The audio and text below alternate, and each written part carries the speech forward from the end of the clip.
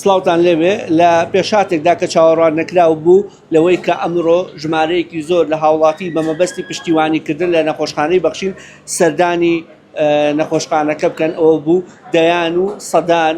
هاوڵاتی و دانیشتوی شاری سلێمانی و دەوروبەری بە مەبەستی پشتیوانیکردن لە نەخۆشخانەی بەخشین نەخۆشخانەکەیان گوڵباران کرد و گوڵیان بەسەر کارمەندان و پزیشکانی نەخۆشخانەکەدا دابش کرد وتیان ئەمە پەیامی متمانە و دڵنیایی ئێمەیە بە کارمەندان و پزیشکانی نەخۆشخانەکە و باسییان لەوە کرد ئەو هەوڵانەی کە دراون بە مەبەستی لە کەدارکردنی ناوی گەورە و پرشنگداری بەخشین پوچەڵ بکەنەوە لەگەڵماندا بن دەچینە لای سەرجەم چین و توێژەکانی ناو نەخۆشخانەکە هەم لە پزیشکەم لە کارمەند هەم لە چارەخواست کە لە هەموو ڕەنگەکان بەبێ جیاوازی سەرقاڵی بەشێکیان پێدانی چارەسەر و بەشێکی دیگەشیان وەرگرتنی چارەسەر لەگەڵماندا بن.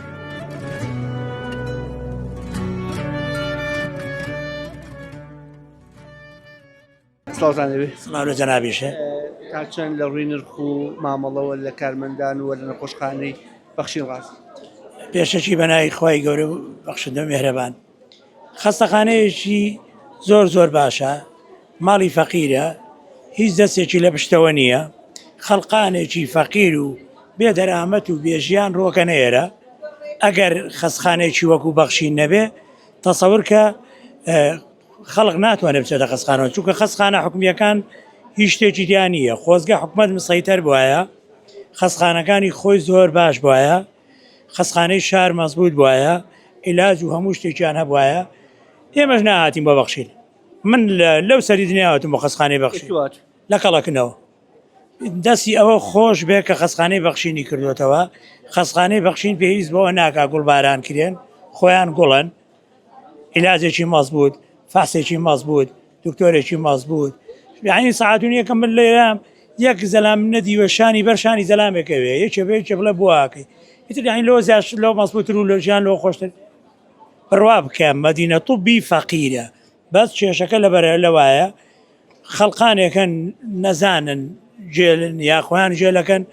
بە شوێنە حکومیەکان ناوێرن یەن بۆ خەستەخانەیەکی وەکو بەخشین کە جێ ئەم هەموو فەقیر و هەژاری تابێتەوە ئەم هەموو فەقیر و هەژارە عیلاجەکە. تێبینیەوەم کردووە جگە لە کوردیش عەرەبی زۆر لێ هەنی وە هەیە ناوەڕاست خوارەوەی عێراقەوە کاتەوە بۆ سەردانیشتێ لێرە سەرێکیش لە نەخۆشخانەی بەخشیناڵێ نرخەکەی زۆر گونجاوە بە فەحسێکی خۆم بکە. بەڵێ هەموو شتێکی گونجاوە بڕوا بکە. لەو ساکۆ ئەوەی کە عەرەب بەم دیاودی منە ئەڕوا کوردەکە کەمتر ئەڕوا ئەوەی عەرەب لێ من پێ دەڵێم مەدینە توبی فەقیرە. ئیتر خەڵقانێک بە شێوازی چکە زەرعەیەکەن و ئاێنێشت بکەن و ئەم خەستخانەیە بشکێن. ئەم خەستخانەیە زۆر گەورەیە بە خەڵقانێکی جێل و نەفام ناکەوێت. خوا پشتیوانی بێ. خەستخانەی بەخشین ڕاست لە ڕاستیە تا کاتێکی زۆر باش یعنی پێوەستن بە هینەکانی خۆیانەوە بە تێزەماتی خۆیانەوەن. هیوادارم ئێوەش تۆزە سێرەکانتان داوازێنن. ینی زیاتر تمۆحۆیە کە زیاتر دابەزێت. بەڵێ ئینشاءڵڵا. ئەیتا چەند بینینی نەخۆش کە نرخێکی ڕەمزیە 3000 دانەکە 2000 یان تا چەند ئەمانە بۆتەوە کارێکە جەنابەت بەڕاستی لێ ڕازی بی. خۆی ئەگەر دابەزێەوە 2000ەکە باشترە لە 3000ەکە چونکە ینی بەعزە نەفرێکەیەتە ئێرە بەڕاستی ینی ئەو هینەی نیە ئەو هینەی نیە کە هاتوچێرەکە بەستەوەی چینە هەرف ئەژار و فەقیرەکە سەردانیێرەکە. بەڵێ بەتاکید خزمەت گوزاریشیان زۆر باشە. پاکوتەمیز لە ڕێی پاکوتەمیزیەوە زۆر باشن. هیوادارم نرخەکانیشان محدود بێ زیاتر دابەزێن باشە محدود بێ. هەست بۆ کردو کە نەخۆشخانەی بەخشین بۆ هەموو چین و توێژەکانە بێ جیاواز. بەڵێ بۆ هەموو چین و چێژێک ئەبێ بەڕاستی هەر کاتێ بێ یعنی ئەتوانی ئەو ئیشێکە بۆییت لێرە ئیشەکە خۆ تاوکەیت. چەندێکە سەردانی ئێراکەی چەند ساڵ سەردانی ئێرەکە یان تازە بڕیارداوە سەردانکەی؟ نەخێر 5 ساڵە سەردانی ئێراکەم. هەتا 5 ساڵە تاکە بژاردە و بەخشینە. لەو ئەچێ زیاتریش بێ من ئەڵم 5 ساڵە بەڵێ هەر ئێمە ئێرە زیاتر لە شوێنی کەشەوە چوون بەس هەر هاتوومەتەوە ئێرە. ئەتوانی بڵێن بەراورد بۆ ئایندیکە ئێرە باشترینە؟ بەڵێ بەتاکید. دروشمی بەخشین دای ئێمە دڵنیاتی لای ئێمە دڵنیاتری؟ بەڵێ دڵنیام لەوێش دڵنیام ناڵم یعنی کە ئەوەی هینی ئەوان بشکێنم بەڵام ئێرە بەلای منەوە باشترە.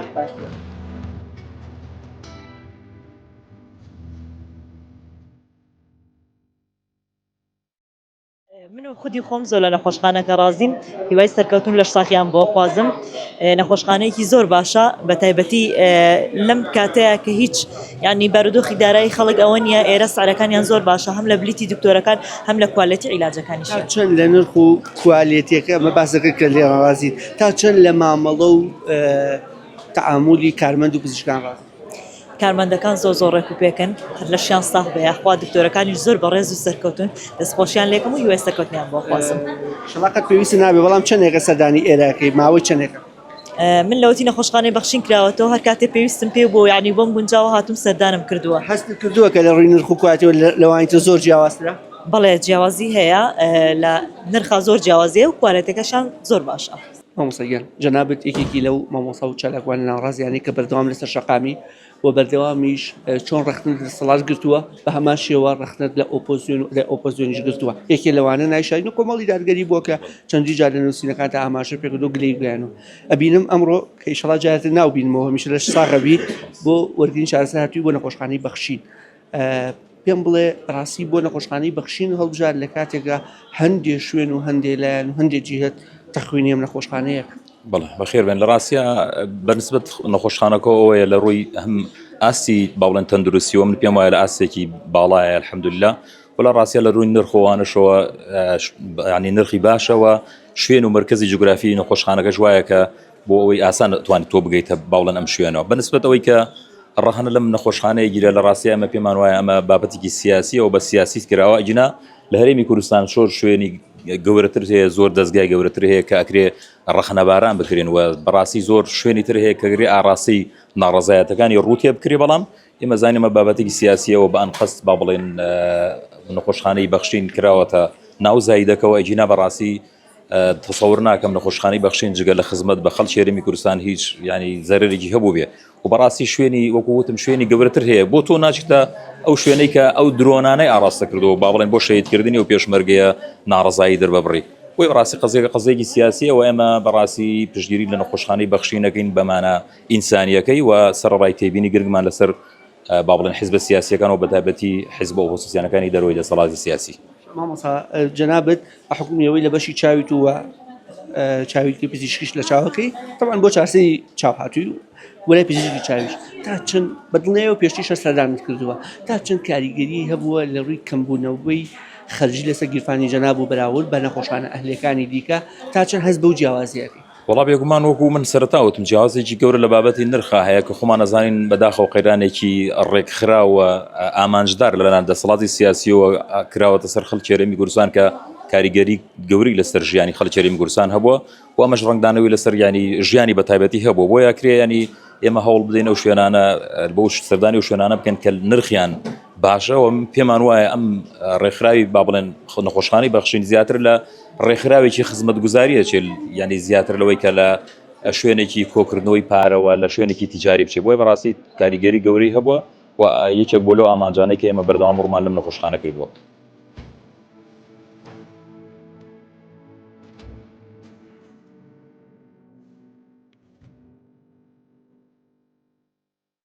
دکتۆریان ئەوە بینم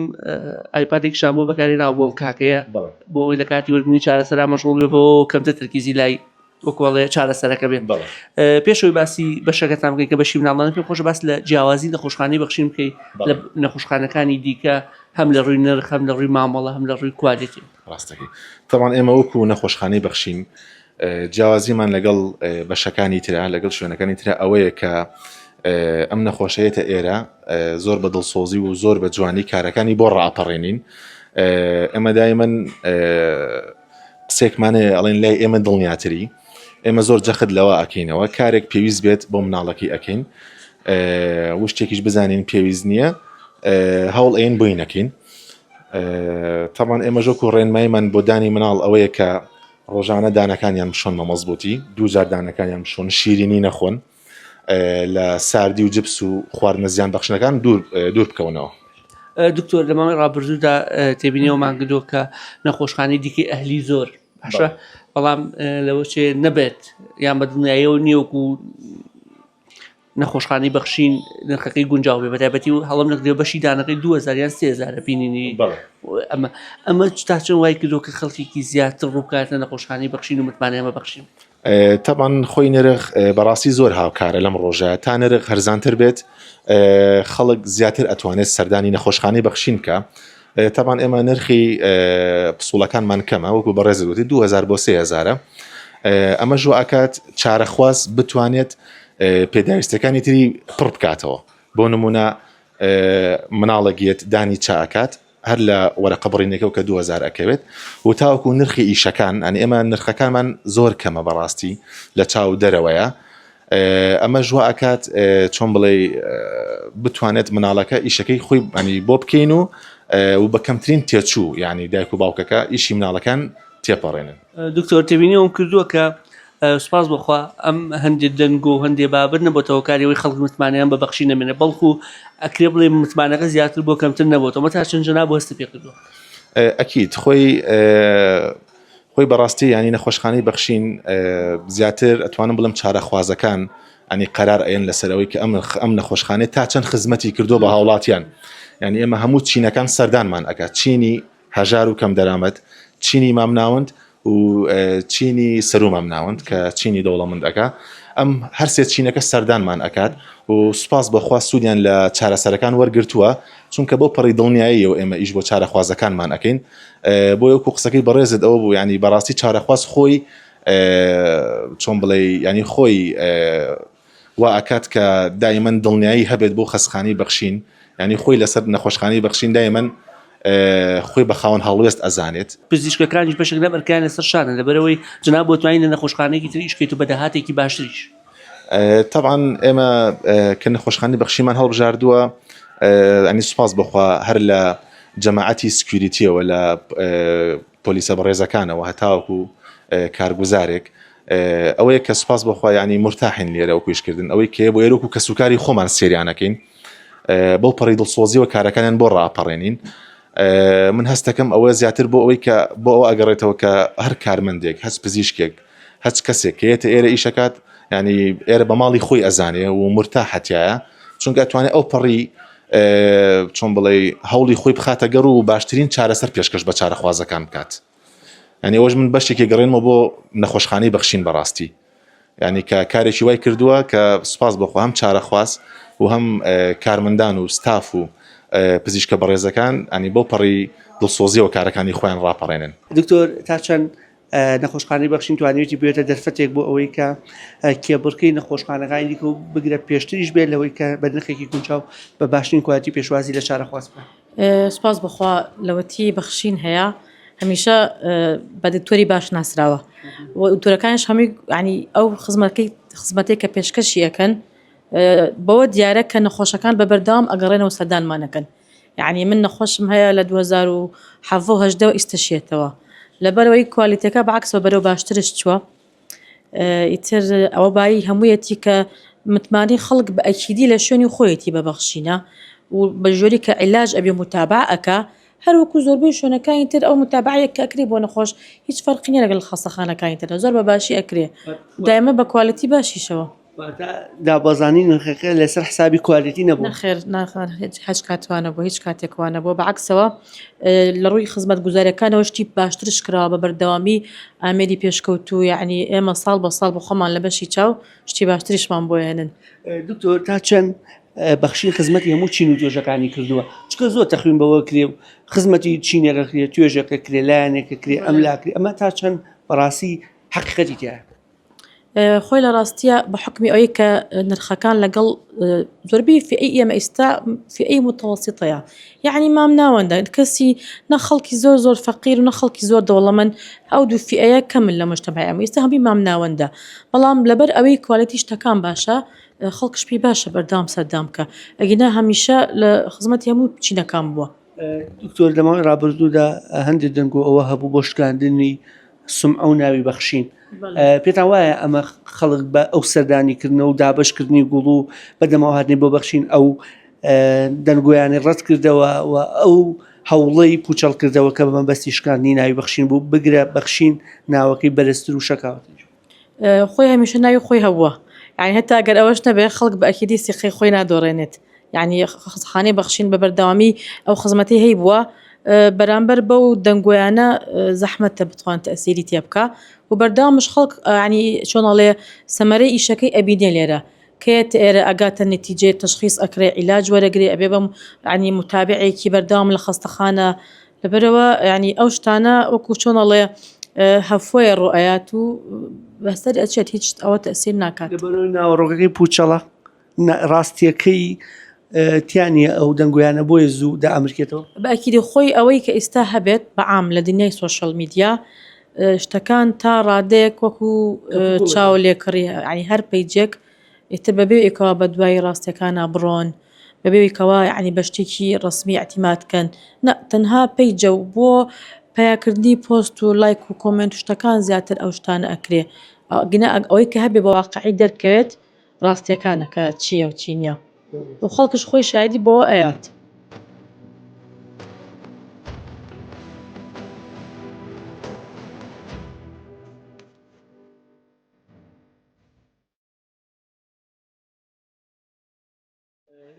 لە کاتی ئەمەلەکردنی بەرنامەی مایکی پەیامەکەدا لە نەخۆشخانەی بەخشین یەکێک لە چارەخوازەکان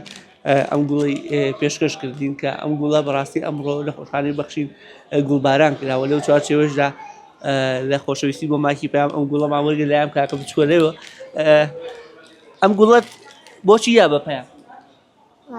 حەزم لێ بوو ئەمە درێژ بیشەڵڵا پێم خۆشە لەگەڵ داپیرەی کاقیوانە داپیرەتە زۆر باشە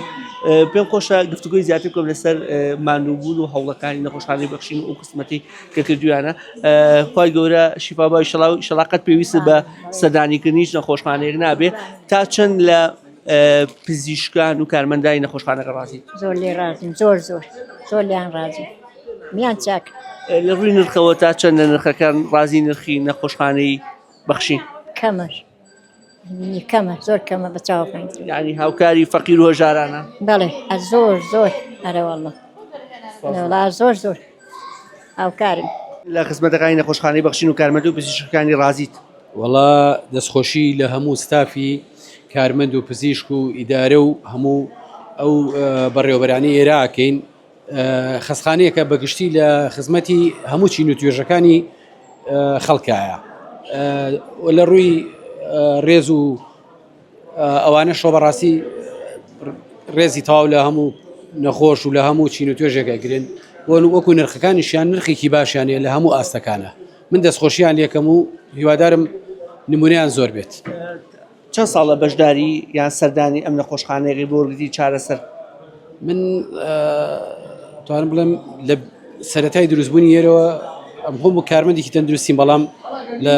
هەر پێویستێکی خەستخانێکی دەرەوە مەبێ ئێمە ئێرە بەڵێ ئەو کارمەندێکی تەندروستی لە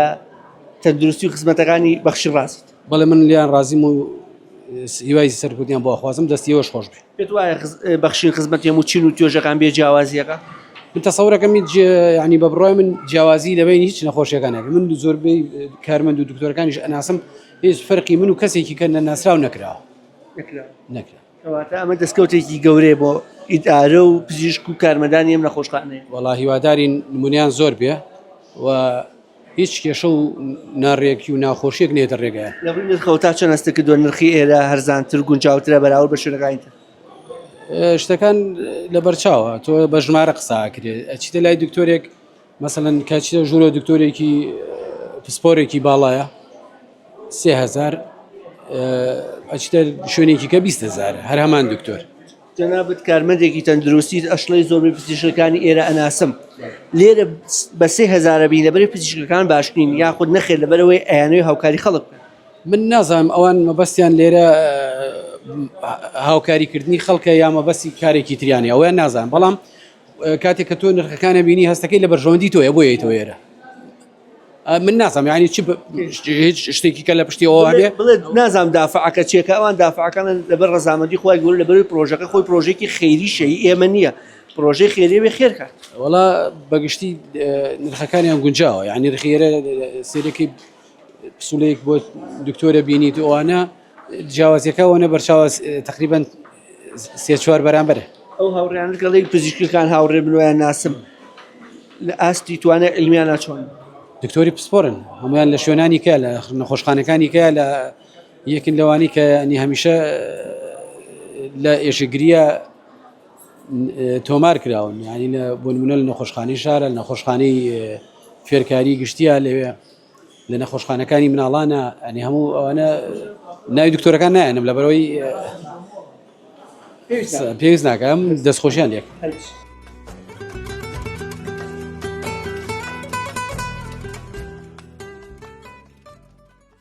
ئێوە ئەمڕۆ ئاهەنگی دەرچوونتان بۆ لە کۆلێژی شیکاری نەخۆشیەکان زۆر باشە پیرۆز بێ ئینشاءڵڵا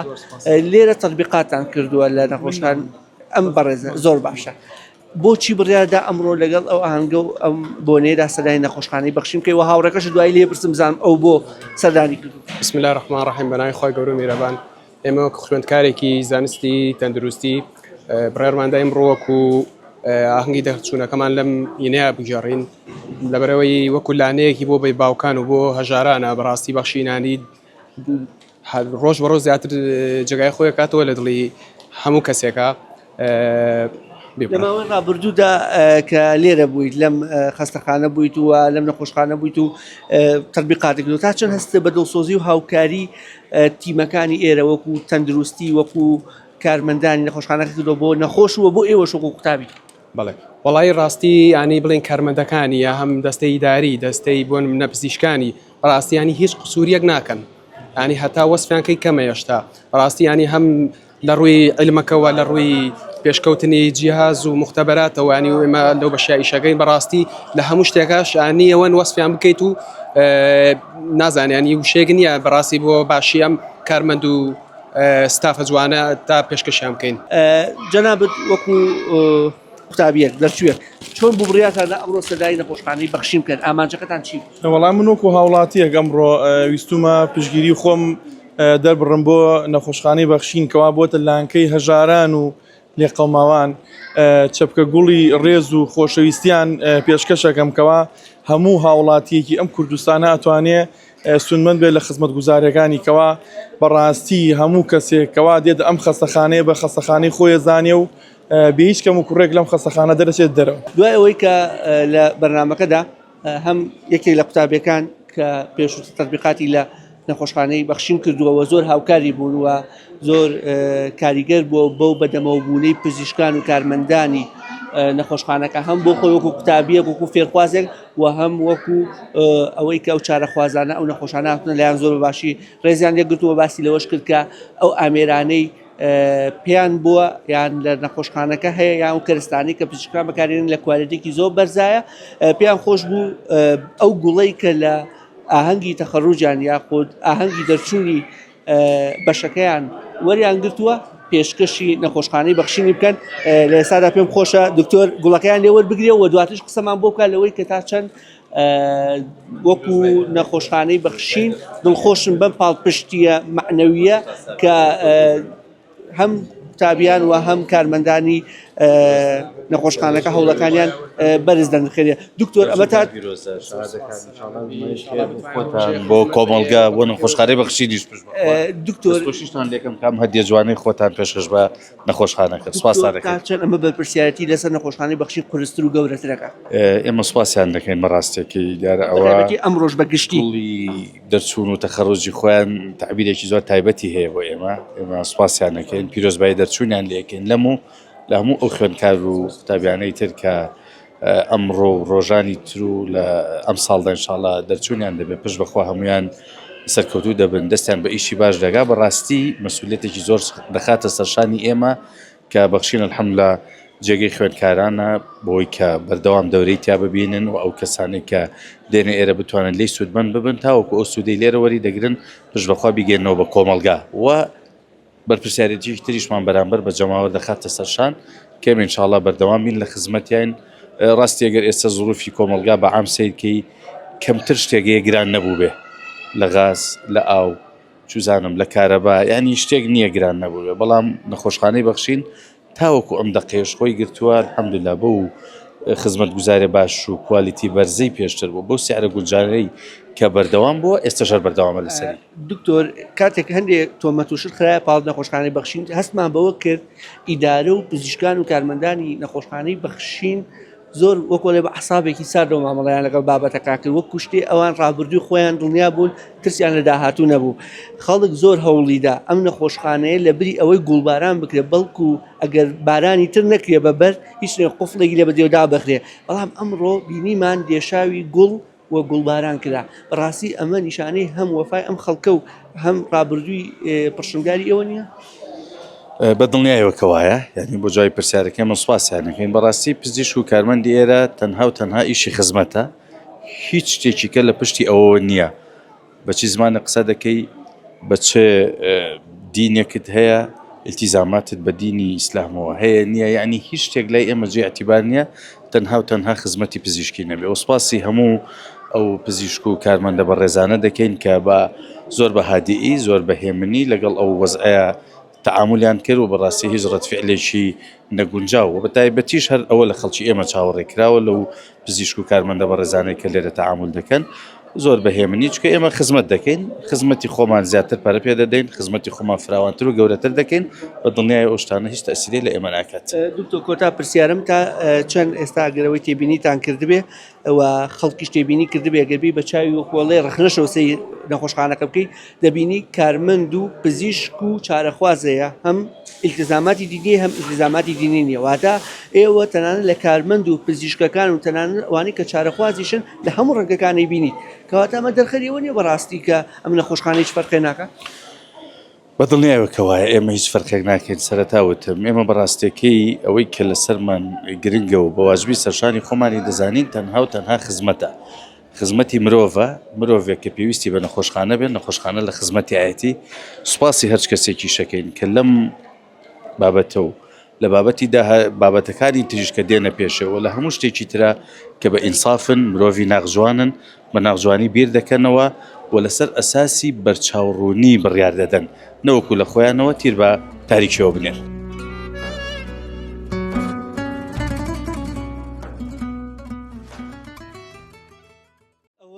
کە گوێگربوون و گوێبیست بوون و بینیتان قسە و وتەی پزیشکان و کارمەندان و چارەخوازانی نەخۆشخانەی بەخشین بوو کە باسییان لەوە کرد نەخۆشخانەی بەخشین بە باشترین کوالێتی بە هەرزانترین نرخ بە بێ جیاوازی خزمەتی سەرجەم چین و توێژەکان دەکات تا بەرنامە بە یەگەیشتنەوەیەکی دیکە بە خودایەتان دەسپێر کە سپادە زایە نەکات